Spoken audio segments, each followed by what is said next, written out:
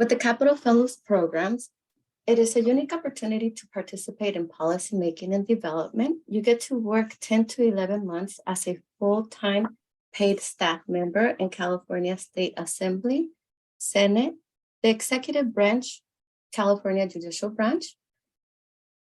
During this time, the fellows get to engage in public service. You get to prepare for future careers while gaining firsthand experience in government and leadership in the most diverse and complex state in the nation.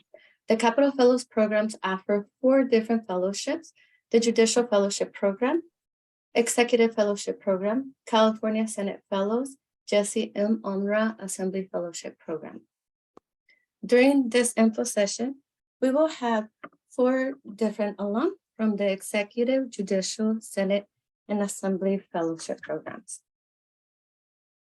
With the fellowship programs, you have to have a minimum qualification of a bachelor's degree in any major, 2.5 GPA in 60 semester or 90 quarter units, and demonstrate interest in state government and public services.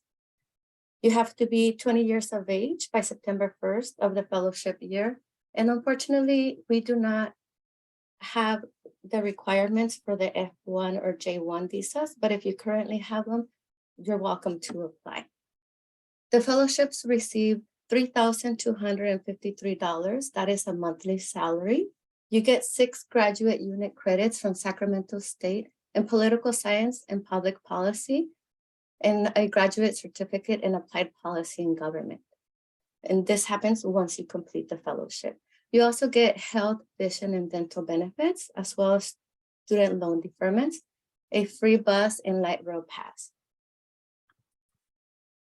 The fellowship experience, as I said, it is a 10 to 11 month full-time fellowship where you get to work in the California Legislative, Executive, Judicial, and Judicial Branch. You get to help draft legislation, write speeches, chair meetings, conduct briefings, and develop and research court projects and programs. There is an academic component. This academic component is taught by a Sacramento State faculty. During this academic seminar, you get to explore topics like the state budget, civil service, executive leadership, and the relationship of government institutions to the society they serve. You meet to share the lessons. From your work, you analyze and review current events and trends in the state of California government, and you also get to interact with guest speakers. The location of the fellowships are mainly in Sacramento, with the exception of the Judicial Fellowship Program. The Judicial Fellowship Program offers placements statewide. Who can apply for the fellowships? Individuals can apply to one or more of the fellowships, depending on what interests them and the qualifications. Fellows come from all economic, cultural, career, and educational backgrounds. There is no previous legislative or political experience required. We accept recent graduates, postgraduates, and mid-career applicants. You're all welcome to apply. Applicants with any party affiliation are welcome to apply, including Republicans, Democrats, and people affiliated with third parties or no parties at all. Applicants must meet the minimum qualifications to be considered for the fellowships. The timeline of the applications in the Capital Fellows programs, we start our applications in October. Currently, the applications are open. They will close on February 6th by 5 p.m. Once applications are closed, we start the review process. In late April, early May, interviews are programmed for all of the fellowships. In May, applicants are notified of the acceptance status. September and October, the Capital Fellows programs begin. With the exception of the Judicial Fellowship Program, the Judicial Fellowship Program starts in September. With that, I'll go ahead and hand this presentation over to our Assembly Fellow, Dubria Sanders. Hello, can you hear me? Hello? Yes, We can hear you. Yes, sorry, my internet's been a little wonky. Uh, Let me move quickly.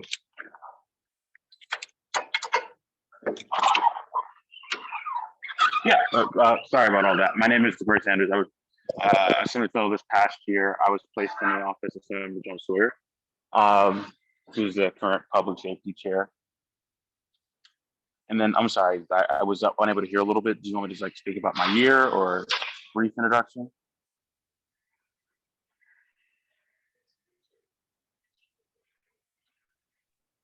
Hi, Jabray. You can go ahead and talk about your experience of the fellowship, what it was like, and why you recommend it to others.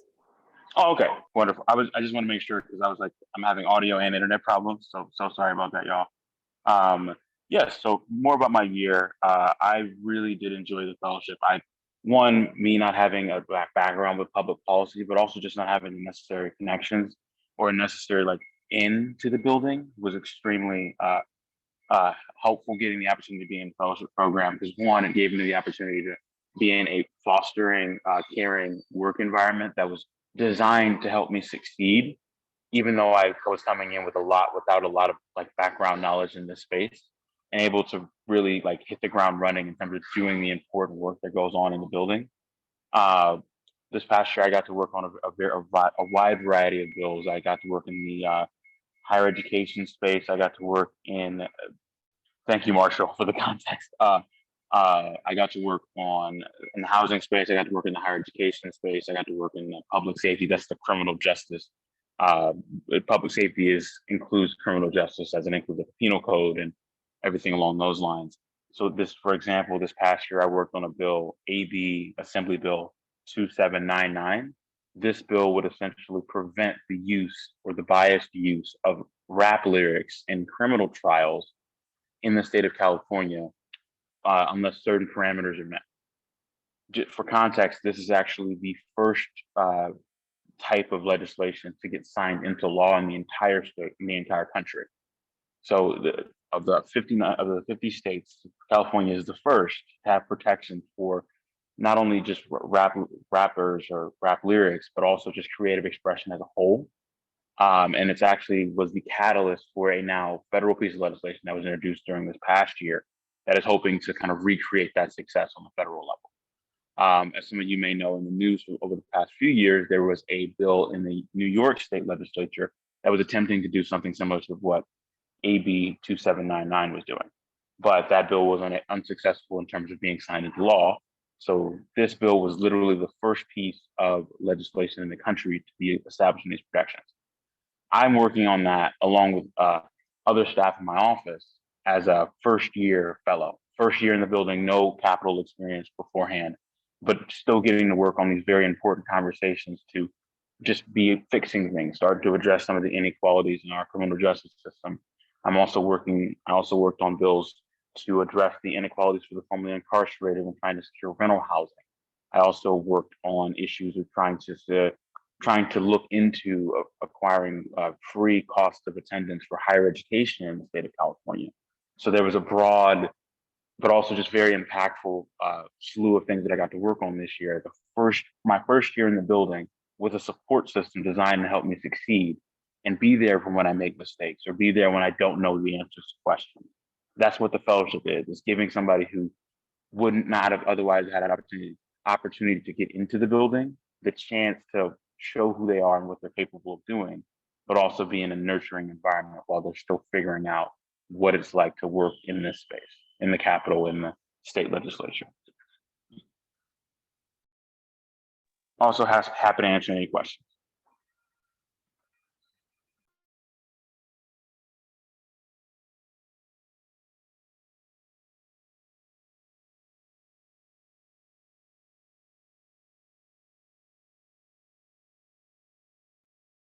Hi, this is Jalal.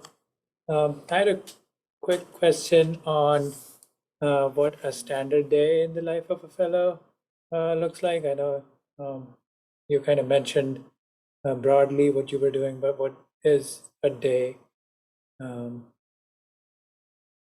assembly fellow?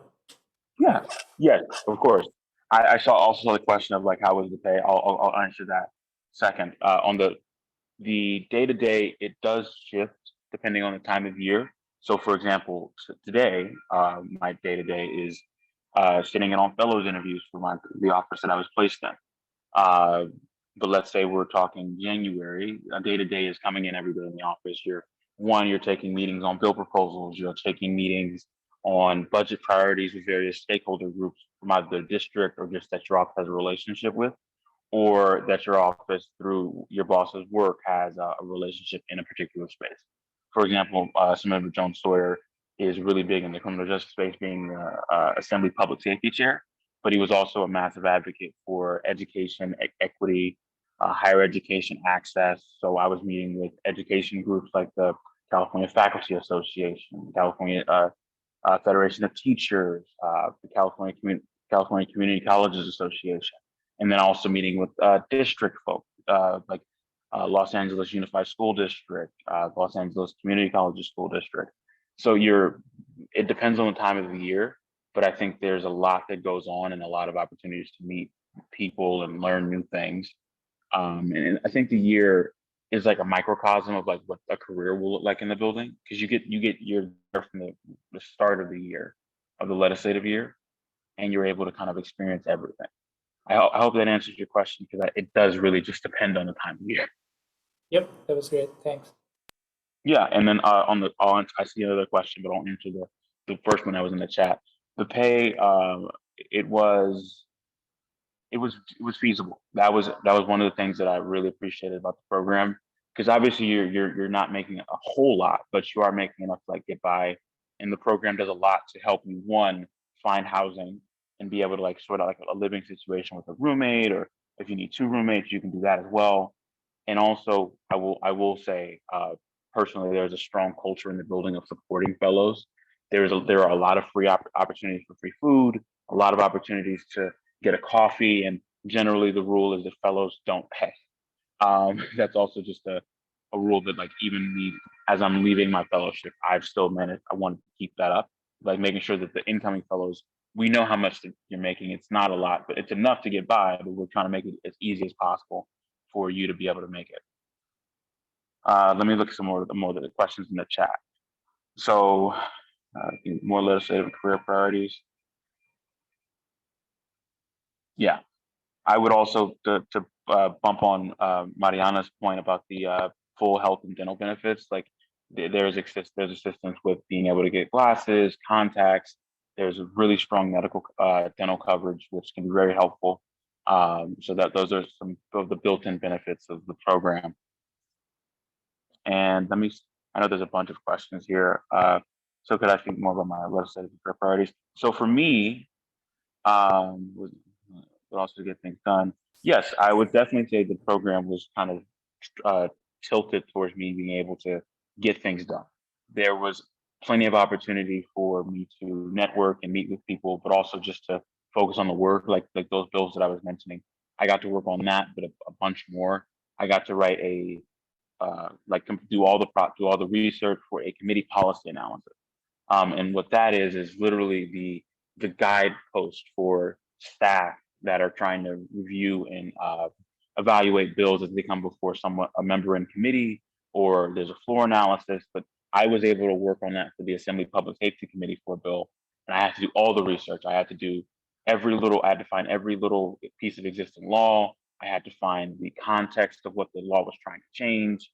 And I had assistance with like check-ins with committee staff, but I was able to do all of the research and put together a comprehensive piece of work that outlined what the bill did, and gave staff all of the information they needed to make a decision and brief their boss.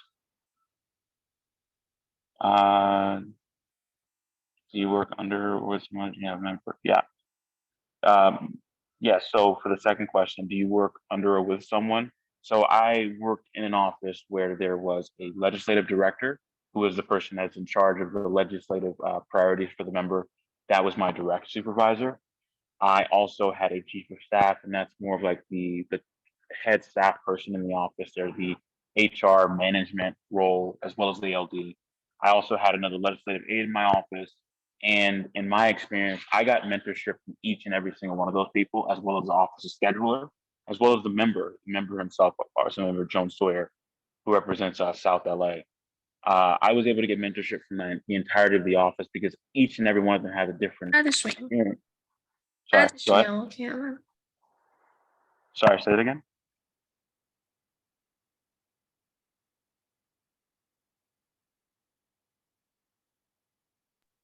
Huh? Oh, I think Mona, I think you're unmuted. That might have been an accident. You can continue, Debray. Okay. Yes. So yeah, I was able to mentor and also work alongside of the folks in my office. I didn't staff every bill by myself. I also had the opportunity to co-staff bills, especially those bigger bills where I may have not had like the institutional knowledge, or when I needed help with, hey, how do I do this? How do I go about getting this bill to the next part of the legislative process? Hey, can you look at this to make sure that I'm not missing anything? Like there was assistance every step of the way to make sure that one, I was putting my best foot forward in terms of the work product that I was releasing, but also just making sure that in the future that I can still ask for the help, but I won't need as much of it to develop my skill set as a staffer in the building. I am really, really interested in this space. I do also have an interest in pursuing a law degree sometime in the later future. So this was also kind of giving me the macro view of how laws are written and how to look at them, how to read them and understand them. So that way, when I'm a practicing attorney or when I'm going to law school, I have that additional experience, not only to put on my statement and letter of interest, so like here, I just wrote bills. I was working on bills that you're going to be adjudicating in the future. It makes you more attractive to graduate schools and all that. So that's another benefit of the program if you decide to not want to work in the building. And okay, so I hope that answers the last two questions from William and then Kara. What is the age range? The age range again, it's after 20. And then also the backgrounds do vary. We did have folks that had master's degrees, master's in public health from last year's cohort that were in the program. We had some folks that were straight out of undergrad, like myself. We also had folks that had waited a year after undergrad and worked before they applied for the program and were admitted. So it just varies as long as you have that that bachelor's degree. And that's when you're able to apply right out of undergrad, or if you think that you want to take some more time to maybe get some outside experience in the workforce, that's also understandable. It's very broad. I mean, I know this year we have a even more diverse list of folks in this assembly fellow class. Yeah, and I'll get to Ruth's question on how this has changed my outlook or career goals or open opportunities. Originally, I was interested in just kind of figuring it out. Like, let's see how the year goes and let's see what happens of like, what do I want to stay? Do I want to maybe go to law school or what have you? And after a year, about halfway through, I knew I at least wanted to stick around in the building for at least a couple more years. Especially with this year, there was a lot of movement and shifts in terms of the members. I mean, there was a massive exodus of some members that were terming out or deciding to not run for re-election. So I believe now we have about almost 20 new members, almost a fourth of the House or the Assembly are being just different names, a bunch of new people. And with the elections, that was just a really interesting thing to see. So over the next 2 years, there's going to be a lot of changes in terms of who's working on what, who's a chair of what committee. So I was really interested to kind of see how that plays out. And I do still have the interest of going to law school, but I think there's definitely an opportunity to, one, be here for a lot of important and valuable work for the state of California, but also just to have the experience of being in this space and not wanting to miss out on that. That was one of the reasons I decided to stick around for a little bit longer. And then that I may decide to stay around for even longer then. So that's one thing in the building that does happen. People change their mind. The work here is very important and it can be very rewarding, but it just depends on what your experience is and what you feel you want to do. But either way, your office will support you wholeheartedly if you decide that, hey, this isn't for me, or I want to maybe pursue a graduate degree. Offices have been very supportive of that, that I'm aware of. And friends of mine in this past year's program. And yeah, on the any political experience to be approved, no, I didn't. I had some experience with a internship program in DC, but I did not have a bunch of I didn't work on campaigns. I was not I was politically savvy in terms of knowing what's going on, but I wasn't like some political expert when I applied for the program.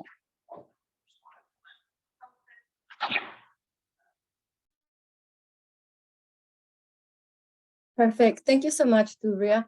I'm gonna go ahead and move forward with the Senate Fellows programs. Thank you.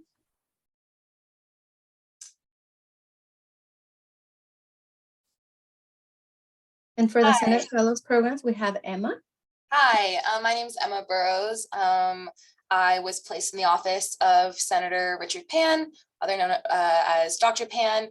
He represents the Sacramento area, and I had a fantastic experience as a Senate Fellow this year. Couldn't recommend it more. I won't go into too much overlap of what Dubray said, but just to reiterate some of the things. For some background, I staffed the senator on education. I staffed his priority K through 12 student involvement in local budgeting bill, and a local Sacramento flood bill, and a tech accountability bill, which was a space that I didn't have any experience in prior to coming to the legislature. And so just to go to maybe some questions I had some time when I was in your seat was, well, do I need to be studying XYZ in undergrad? Do I need to have a specific focus or interest? The thing about the fellowship program, especially in the legislature, which is what Dubray and I were in, is that being a generalist actually really comes in handy, having just a passion for this work generally. Of course, all of us come with our particular interests and experiences, but having a general passion for policymaking, I think, is key, because your day-to-day, you're thrown into a lot of different topics, whether that is public safety or public health or tech, or there's a gamut of things that that California deals with. Dubray mentioned this, but I'll just really hammer it home. The power of mentorship that you receive in the fellowship can't be understated. I think that's what sets this program apart, and this experience apart from any other thing I could have done my first year out of undergrad. The networking and the mentorship that you are given during your time as a fellow and after, frankly, opens doors for you career-wise.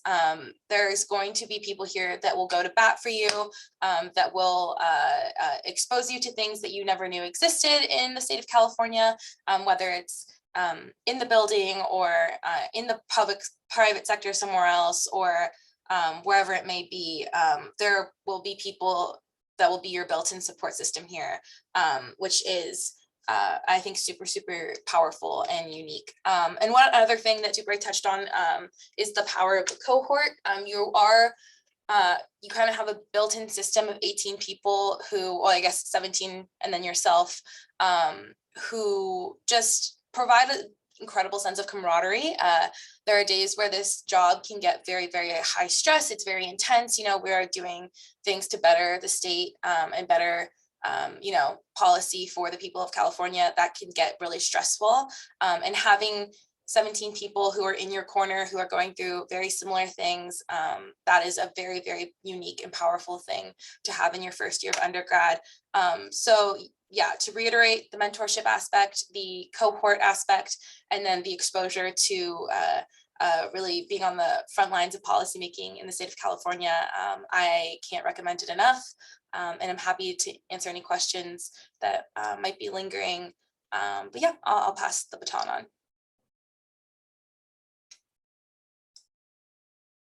Thank you, Emma. Okay, so let's see. The next program, it's the judicial program, and Marshall will be talking about the judicial program. Hi, everyone. I guess I'm going to keep my camera off because everybody else's camera is off. But as you can see on the screen, my name is Marshall, and I was part of the 2021-2022 cohort of the Judicial Fellowship Program. And my experience was a bit unique among the other Judicial Fellowship Program. I worked at the Judicial Council, which is the policy and rulemaking body of California's judicial branch, with 40 million people in California and over 58 different counties in California. The Judicial Council is there to make sure there's uniformity in how courts are run throughout the state, so that whether you go to Sacramento County, whether you go to Plumas County, whether you go to LA County, you are still able to navigate the court system. And so this fellowship, while a lot of people think we're working at law firms, is actually more focused on the court administration side. So what are the programs and logistics that need to be settled in order to have a court function on a day-to-day basis and provide justice to everybody, rather than being a lawyer working on cases? That's not what the Judicial Fellowship Program is about. And so at the Judicial Council, I was in the Office of Governmental Affairs, and I worked at the intersection of the legislature and the judicial branch. Although the judicial branch is an independent branch of government, the judicial branch is also funded. The judicial branch gets their money in order to operate from the legislature. And so at the Judicial Council's Office of Governmental Affairs, we advocated for court funding, as well as helped various legislative offices on bills. So the Judicial Council, because we're a separate branch of government and because of the whole separation of powers issue, we would not take substantive policy positions. And in the instances in which we would take positions on bills, it would be because that they negatively affected court administration or a court's ability to function. So there would be often times where there were policy bills that didn't implicate the judicial branch, but maybe it could be like the language could be tweaked so that it can work better or go more towards what the legislator intended to. And so we would help legislative offices with that kind of technical assistance on bills. But in instances where there was pieces of legislation that impacted the judicial branch, for example, maybe this is just a hypothetical, maybe there would be a bill that made it hard for certain folks to access their day in court or get to court on a typical day. Those would be bills that we would take a position on. And so that's a high level overview. Happy to answer any other questions about the Judicial Fellows Program that anybody might have.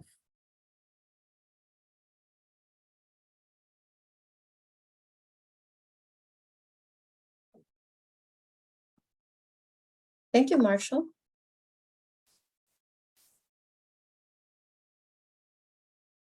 Okay, so with that, we come to the Executive Fellowship Program. For the Executive Fellowship Program, Wendy will be speaking about this program. Hi, everybody. Good afternoon. Thank you for being here. So I was an executive fellow back in 2019, 2020.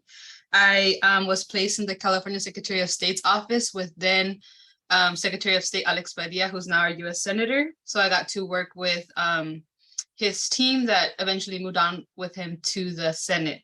And so I think if it wasn't for this fellowship program, I don't think I would have ever pictured myself being, working in the highest levels of government. I currently still work at the Secretary of State, and I enjoy the work I do. And I think in part of my confidence of being able to be in this space came from the fellowship and not just the high expectations, but the high level work that I was given from my mentor, who I think in the executive branch, that's kind of the person that you tend to have a closer relationship with. That's the person that kind of takes you under their wing, and you kind of spend most of the time during your internship or fellowship with your mentor, and of course with your cohort outside of the actual internship space in the office.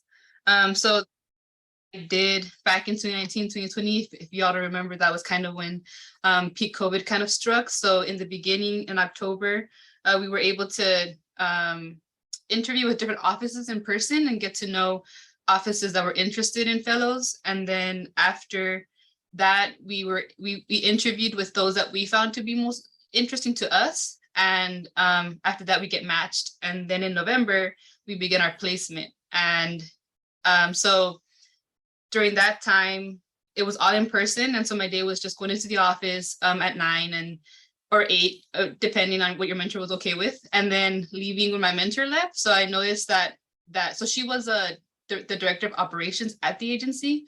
So essentially she would be in back-to-back meetings and I would be under her wing in back-to-back meetings with her. And then eventually that trust kind of grows and you're able to work on your own project. So I worked on a various amount of different agency items. So I worked on in operations, legislation, COVID-19 work. I did the census because I think being in a constitutional office kind of provides a little bit more leeway. And so our then secretary was in a census committee. So I was able to staff those efforts. In the elections, I got involved with the 2020 presidential elections, and just being in that space in that time when vote by mail was kind of going to become like a whole statewide initiative. I also got to work on so for census, being able to not just be the go-to person, but also create like a whole competition out of scratch and be the person that's kind of running the statewide competition to incentivize different counties and cities to, census efforts, especially during a critical time when a lot of people weren't completing their census because of not being able to reach them and then having to pivot operations due to COVID. So even just being in that space and being able to see a nationwide operation was, I think, a great opportunity. And now I work on something that I work as a fellow. So I also work currently on something called the Students Vote Project. So I implement a first of its kind legislation focuses on increasing student civic engagement efforts at campuses. And I'm very passionate about the work. And I think a lot of the perspectives comes from what I've learned from my mentorship and also just from the fellowship of how to kind of navigate certain spaces and being professional and also meeting great people throughout my experience. So yeah, happy to answer any questions as well.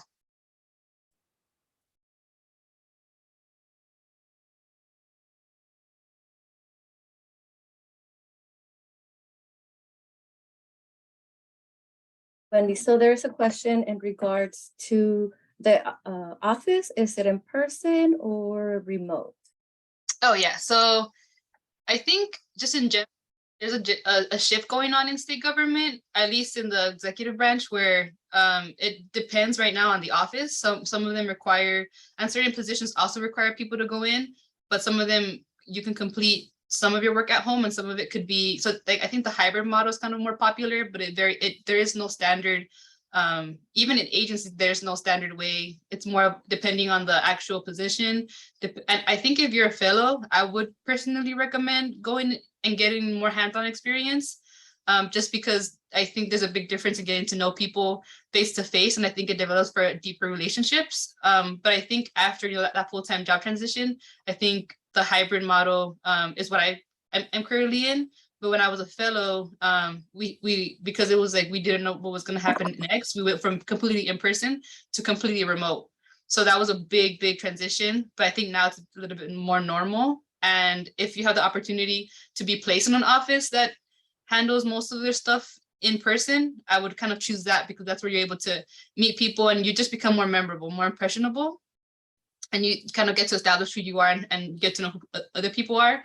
And then after that, you kind of just choose after that. But I think this experience is so one of a kind that I would encourage to be in person. Perfect. Thank you so much.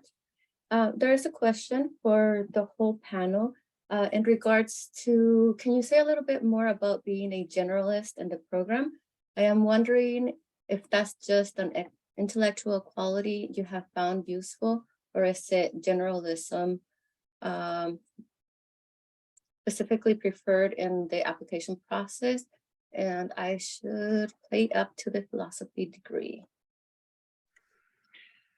Yeah, I'm happy to take this because I think that was the term I used, William, when I was talking about good qualities to have as a staffer. This is speaking specifically to Dubray's and I's experience. So the other folks may have different inputs, but In terms of being a generalist, I just mean that, so for instance, I had a specific interest in public health coming into the program, and that was really great. And it landed me like very compatibly with a doctor. For instance, I was working for a doctor who happens to be a state senator. But your day-to-day work, you need to have an interest in learning lots of things all at once. So you might have to quickly pick up rev and tax jargon and the players in that sphere, and then in the next 5 minutes jump to something about public utilities and communications, for instance. So yes, some of you, I'm sure a lot of you are finding little niches in college that you're really passionate about, and that's really great. And you can definitely play that up in your application process. But I think a quality of a good staffer overall in the legislature is having the ability to kind of pivot from one issue area to another quite quickly. And also in terms of your philosophy degree, I think there's actually a fellow this year who also has a degree in philosophy. And I think it's just another example of the diversity of the cohort in terms of areas that have been studied both in undergrad and maybe through higher levels of education. And I definitely think that's something that would be super, super interesting. It's a part of who you are, your education, what makes you unique. So things like that, I think are a great thing to talk about in an application process. I hope that answers your question. And Thank you. just to add to that really quickly, so I guess I think being a fellow in general, it's good to be a generalist. You're a sponge during this moment, so you want to really absorb as much things and skills as possible, even, and then eventually down, the 6th, 7th month, you kind of hone in on your strength. So and then part of the program, you get to do like these, at least for the executive, you do strengths finder. So you kind of come in knowing what your strengths are.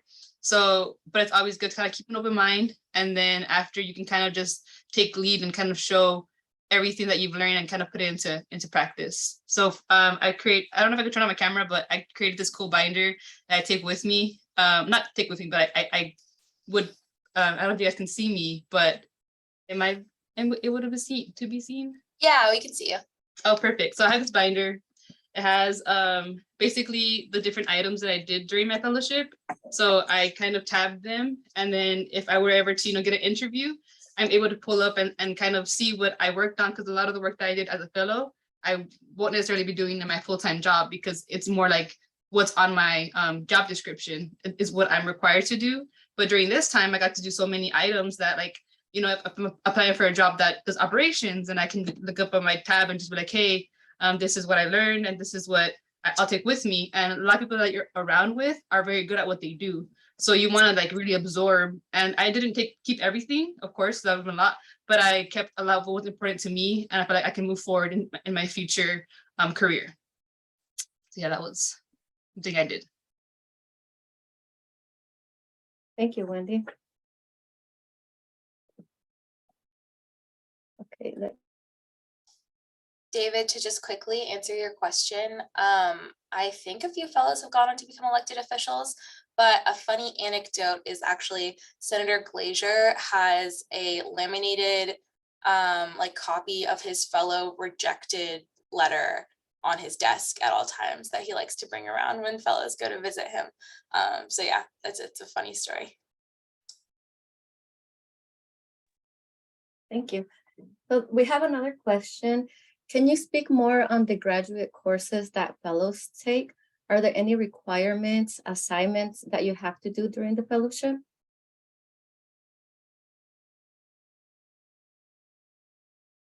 I can take this as well. So you are simultaneously taking a graduate level coursework while in the fellowship for at least a portion of the fellowship. And that's one class per semester through Sac State.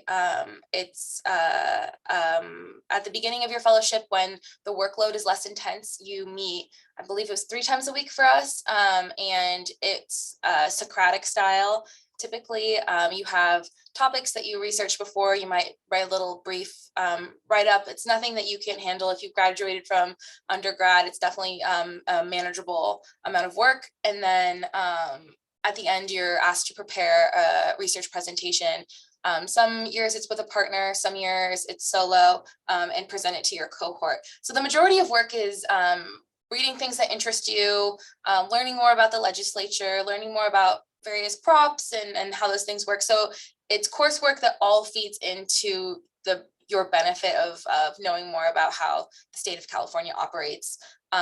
It peters out by the time that work gets really intense, which works out well.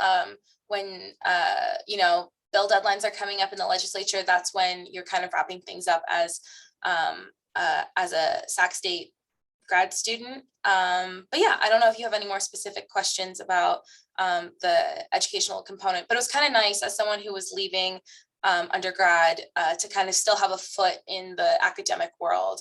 It was kind of something that I could go back to that was familiar, that was really enjoyable to get to know my cohort a bit better.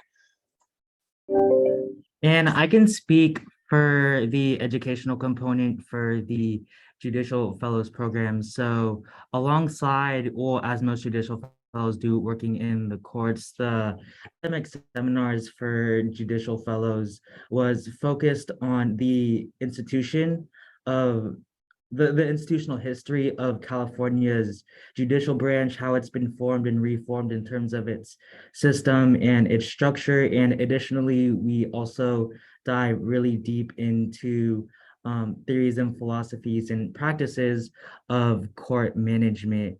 And there is quite a bit of reading, at least for the Judicial Fellows seminar. And because we are a smaller cohort of 10 fellows versus 18 fellows, especially when it comes to the academic seminar, it's very discussion heavy and people are always very engaged.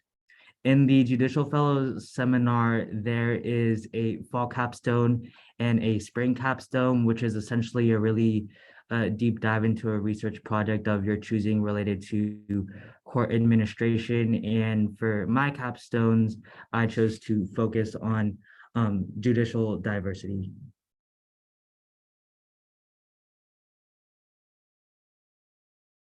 Marshall. Okay, so I'm trying to cover all of the questions that we're getting on the chat. I see another question. Are there possibilities of working directly with the governor's office and the executive program? How are placements for the various offices determined? And do the fellows have an agency over that process? Yeah, I can speak a little bit more about the for the exec process of placing a fellow in an agency. So it depends. Every year it varies on the agencies or offices that are looking for a fellow. So one year you can have an office and the next year they might not necessarily be looking for one. And so that's dependent on I guess whoever is in the administration and in the office at the time. So in the past, there has been a position in the governor's office that I know of. It's been their communications person. But I think from my experience in general, I just want to, I guess, speak from my perspective. I wasn't really looking for like, oh, a certain office. Because each office kind of, within the office, it could be a certain department that's like looking for a fellow. So you can be, going in the governor's office and the work could be communications, or the Secretary of State had operations. So for me, it was more like, what is the work that I would be doing versus where I was going to be placed? And then also who was I going to be under? So those were the two key things for me, because I wanted to get the most out of it. And I think for me, just, being placed in a certain office didn't mean as much as like, what was I going to learn and who was going to be my mentor? That was the two biggest things for me. And then as far as the process, there is some agency in terms of how we can choose. So that there's this ranking system. So after you interview with each department that or agency that you express interest in, you'll get the interview slot for like 30 minutes. And then you meet with the person that's actually going to be your mentor for the most part. And then you rank the interviews from like 1 to 10, 1 being the most and then 10 being the least. And then at the end, the director of the program makes a decision based off of the rankings, because the mentors are asked to also rank their kind of top choices. And then it just kind of becomes like a match. It has to be a two-way street. It can't just be like, oh, I want to. So it's like an agreement between these numbers aligning. Thank you, Wendy. And how long does that process take? Process of so I would say from what I remember, we started like in the middle of October for the program, and so I think from middle of October to middle of November is when we actually started the placement. So I would say it's a month-long program of kind of learning what the agencies do, meeting with the different mentors, in whether it be virtual or in person, and then going through that interview process. So I would say a month, but it's a kind of all-encompassing. So you'll be learning about not just the different agencies, but you'll be getting to know your cohort, do some bonding with them as well. And so I think, yeah, that's from what I remember. Great, thank you so much. Okay, so we have another question here directed to Senate and Assembly. Will Senate and Assembly fellows be expected to take in-person meetings with advocacy groups? Yeah, I'll take that one. Yeah, you will, in-person meetings, some offices have the difference in policy of whether or not they prefer online or virtual. But there are some in-person meetings, both with the member as well as with the various stakeholder groups, as well as throughout the year for bills or bill ideas or whatnot. It does also just depend on what the office's policy is, if they prefer to do on in Zoom meetings or in person.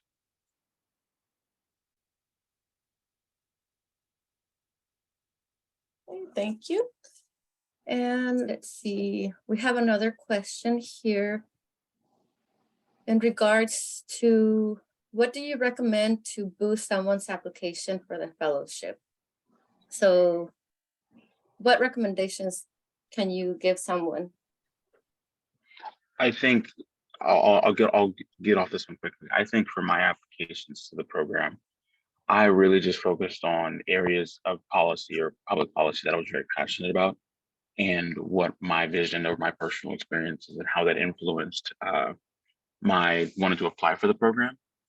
And that was kind of what I was not relying on, but that's what I used, like the foundation of what I wanted to do in the fellowship. Thank you. Anybody else?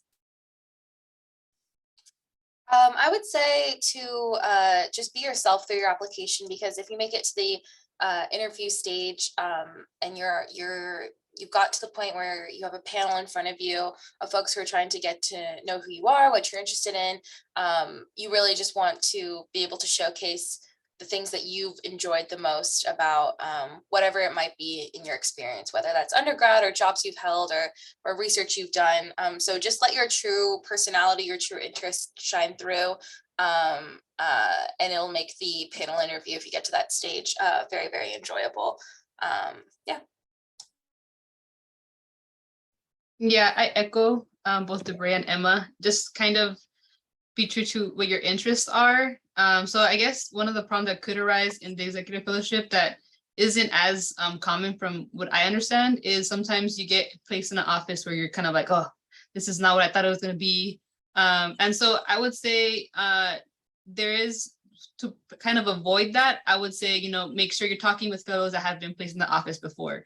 Make sure you're talking with the director, and you're also doing your part in reflecting what are my interests, what do I want to get out of it, because then you'd be able to naturally go towards one direction versus other directions if you get to know more about yourself. So I feel like in my personal experience, I've learned a lot about myself and what my interests are, because that's kind of what shaped what I was looking for when I had to choose and rank these different offices. So yeah, just do your research in terms of talking to, and of course there's a network there, so you'd be able to tap into to people who have been there in the past. And yeah, so that's what I can think of could be and then if you do end up in a placement that you're not happy with, you're able to kind of be replaced, so missing out on like 3 months worth of something that you could have already been at a certain different agency or department. Thank you, Wendy.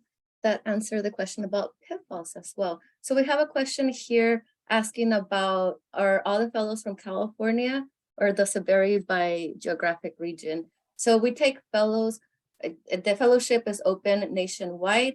So the fellows that are selected. It all depends on the committee members, but we get applications nationwide.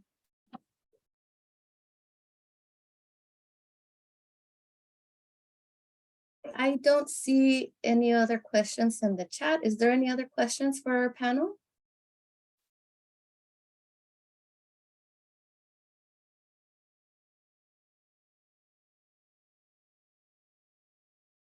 Can we leave our information somewhere so that in case anybody's interested, at least with the executive, they can reach out?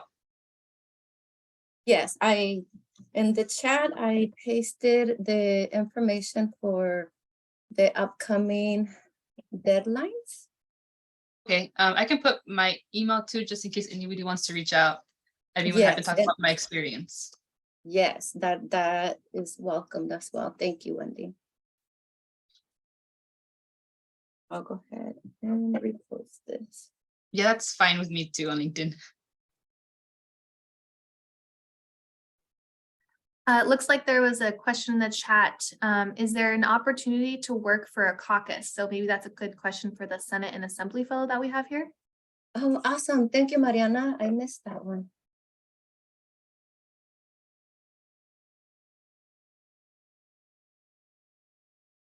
My understanding, and correct me if I'm wrong, Dubray, is that there is the potential to work with a caucus if they're hiring.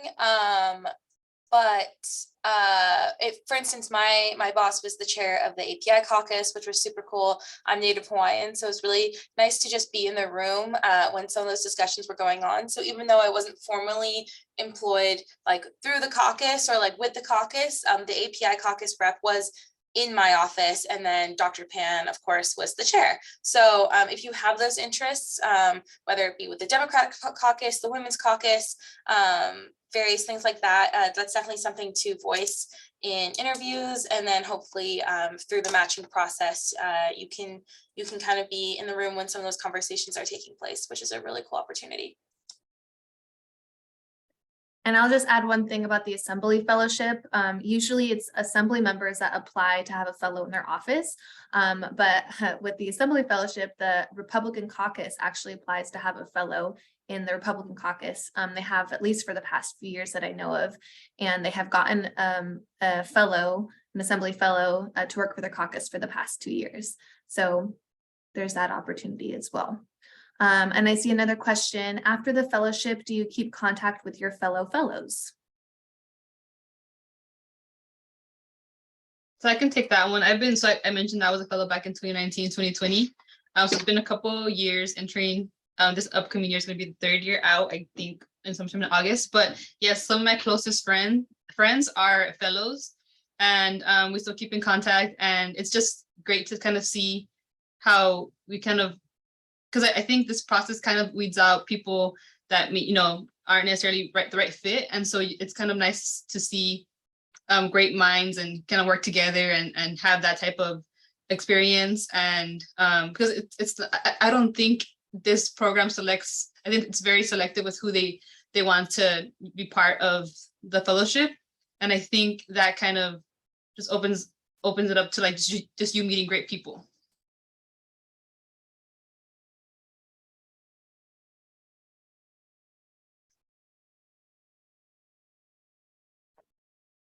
We have another question from Julian. What have you learned about networking through the Capital Fellows program? I can try to take a crack at this one.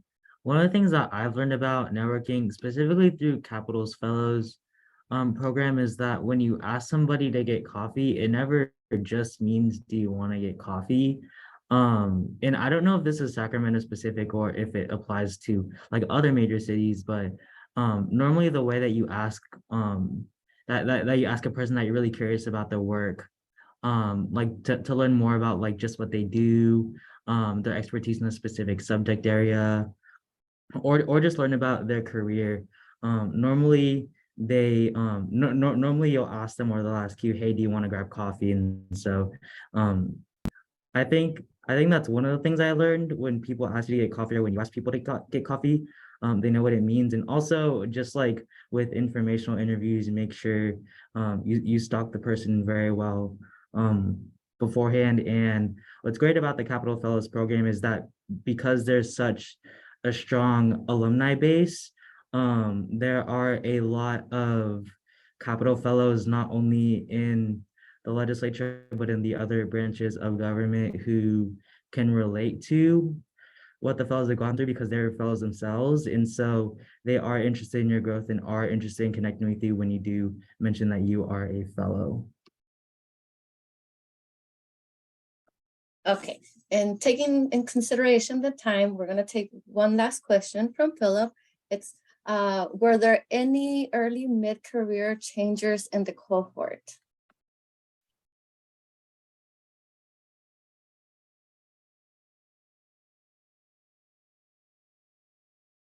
I guess speaking to the judicial fellows, I can't speak for the other program, but I believe we had 3 or 4 fellows who have had 3 or more years of work experience in other sectors before applying to the judicial fellowship program. Either they came from the private sector or came from government and were going, or just they came from a different career path and they wanted to go into public service. One of them used to be a teacher, another one of them worked in the private sector as an executive assistant, and so on and so forth.